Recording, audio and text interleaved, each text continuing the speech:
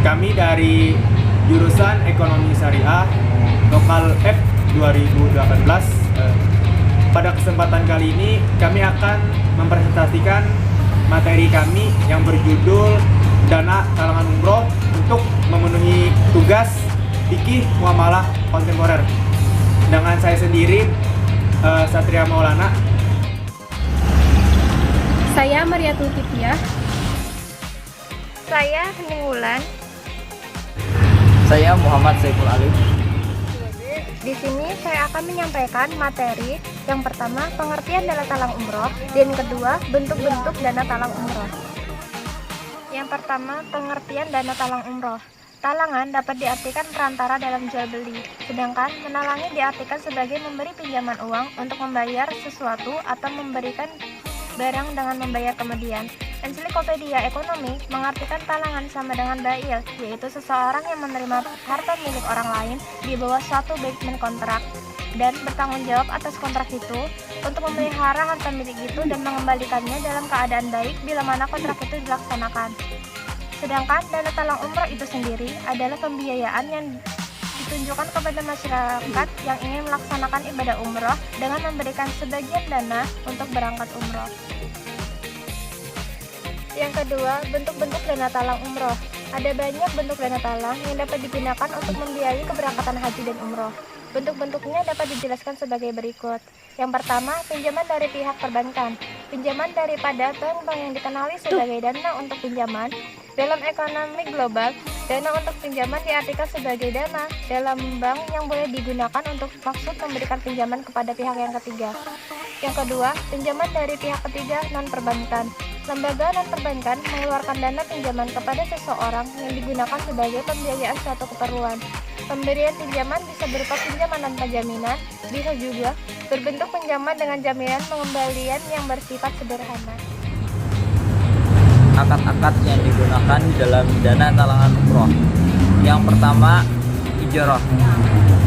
Ijroh berasal dari bahasa Arab, berasal dari kata ajara yanjiru yang memiliki arti upah yang diberikan sebagai kompensasi atas pekerjaan atau sebuah imbalan. Ijroh terbagi dalam dua macam.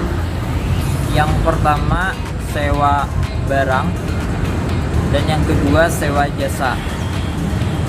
Sewa barang ialah sewa yang pada dasarnya adalah jual beli atas manfaat dari barang yang disewakan, dan sewa jasa adalah jual beli atas tenaga yang disewakan. Dasar dari ijroh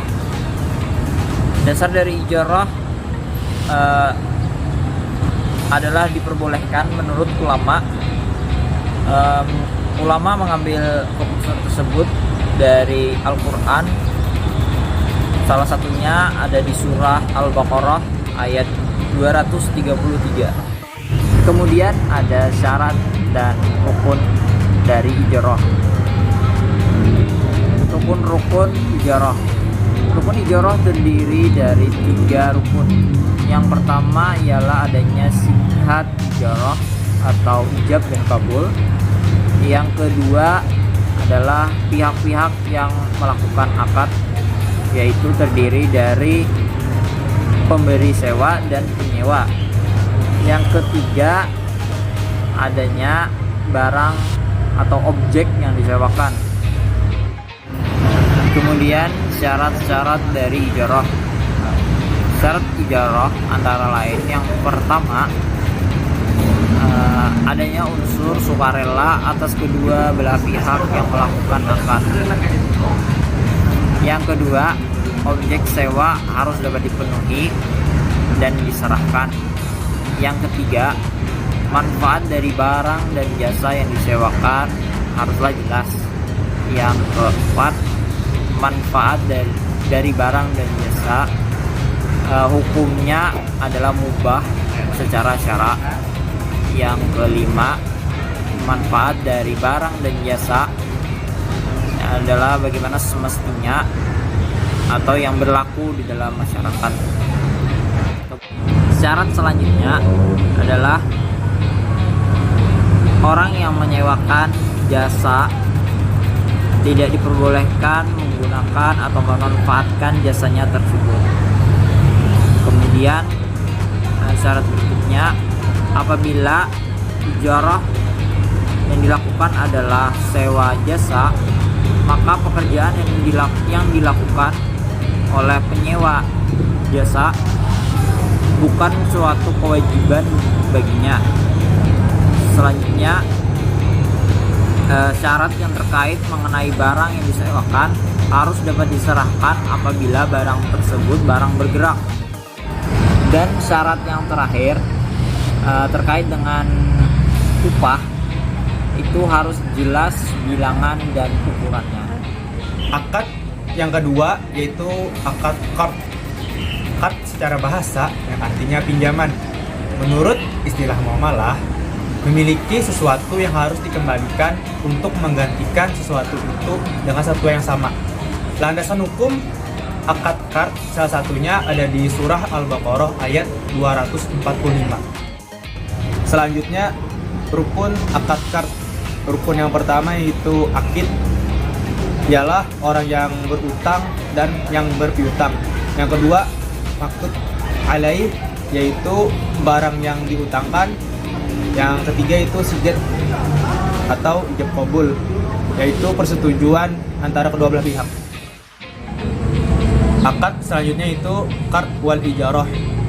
Akad ini yaitu kontrak yang dimana pihak perbankan dan pihak calon jamaah umroh yang berhubungan dengan pinjaman keuangan dari pihak perbankan dengan jatah umroh dari calon jamaah umroh.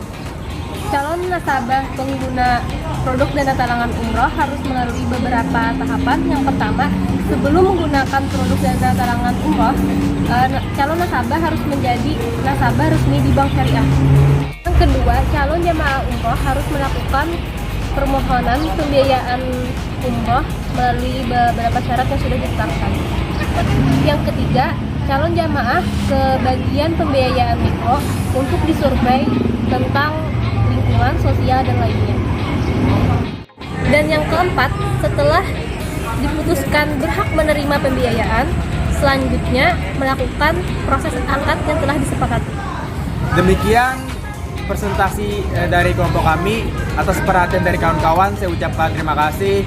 Wassalamualaikum warahmatullahi wabarakatuh.